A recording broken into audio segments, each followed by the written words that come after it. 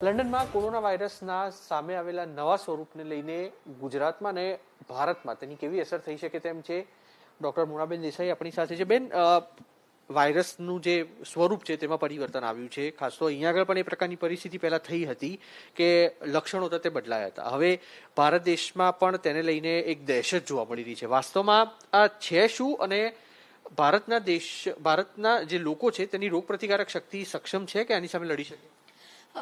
Actually આપણે કોઈ પણ વાયરસને જો લઈએ તો આવા વેરિયન્ટ્સ તો થયા જ કરે, કારણ કે કોઈ પણ વાયરસ જો લાંબો સમય સુધી એનું સંક્રમણ કોઈ પણ દેશમાં કે કોઈ પણ જગ્યાએ રહે તો એના ડિફરન્ટ વેરિયન્ટ્સ આવ્યા જ કરે. જેમ કે આપણે જોઈએ છે કે ફ્લૂ વેક્સિન છે કે સ્વાઇન ફ્લૂ છે, એના પણ જુદા જુદા વેરિયન્ટ્સ આવે છે ને એટલા માટે જ દર વર્ષે નવા ફ્લૂના વેક્સિન દર વર્ષ માટે જ હોય છે અને એવરી ટાઈમ એના સ્ટ્રેન્સ બદલાતા હોય છે. એવી રીતે સેમ કોરોના વાયરસમાં આપણે જોયું કે વચ્ચે સિમ્ટમ્સ બદલાતા હતા લોકોને, કે જે પહેલાં તાવ અને ગળામાં ખીચખીચ હતી એના બદલે લોકોને પેટમાં દુખાવો અને ઝાડા થતા હતા, ડાયરિયા થતા હતા. વચ્ચે એવું એક સ્ટ્રેન આવેલું જેની અંદર ખાલી વીકનેસ બહુ જ લાગે શરીરમાં, જાણે આપણને એવું લાગે કે બધી એનર્જી તમારી જતી રહી છે. એટલે એવા વેરિયન્ટ્સ તો દરેક વાયરસમાં આવ્યા જ કરે. પણ આ જે વેરિયન્ટ યુકેમાં એટલે બ્રિટનમાં એ લોકોએ જે શોધ કરી છે એનું વધારે ડરવામાંનું કારણ એક જ વસ્તુ છે કે એ નોર્મલ કોરોના વાયરસ કરતાં એવું માનવામાં આવે છે કે 70% ફાસ્ટ 70% ફાસ્ટ ફેલાય છે. એટલે જો આટલા ઝડપથી આનું સંક્રમણ જો ફેલાવા માંડે તો આ પેન્ડેમિક જેને આપણે અત્યારના થોડો કાબૂમાં લાવી શક્યા છે, થોડું કંટ્રોલમાં છે, એ ફરીથી માથું ઉચકે અને ફરીથી એટલું ઘાતક બની શકે. તબીબો માટે કેટલો મોટો પડકાર રહે, અથવા એમ કહીએ કે ગુજરાતના ખાસ તો અમદાવાદના તબીબોની કેવા પ્રકારની તૈયારી, આની રાજ્ય સરકારની પણ કેવા પ્રકારની તૈયારીઓ આની શરૂ થવી જોઈએ?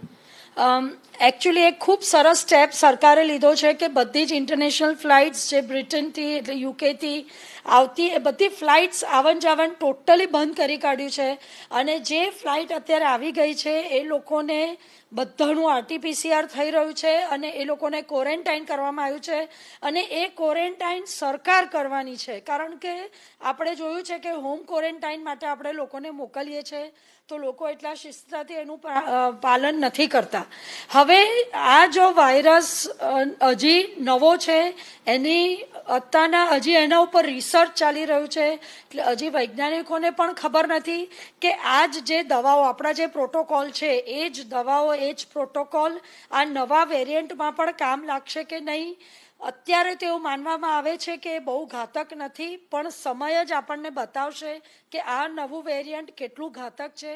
બીજી એક તકલીફ અને ટેન્શનવાળી વાત એ છે કે આ જે વેક્સિન શોધાઈ રહ્યું છે અત્યારે તો એવું માનવામાં આવે છે કે વાંધો નહીં આવે, આ વેરિયન્ટ પર પણ અસર કરશે જ, પણ છતાં બી હજી સંશોધન કરવાની જરૂર છે. એટલે સાયન્ટિસ્ટ એના પર વર્ક કરી રહ્યા છે.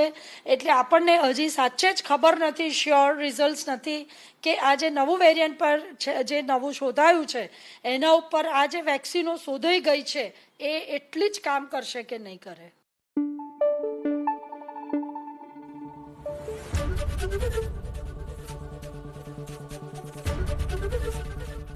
એબીપી અસ્મિતા, ગુજરાતની અસ્મિતા.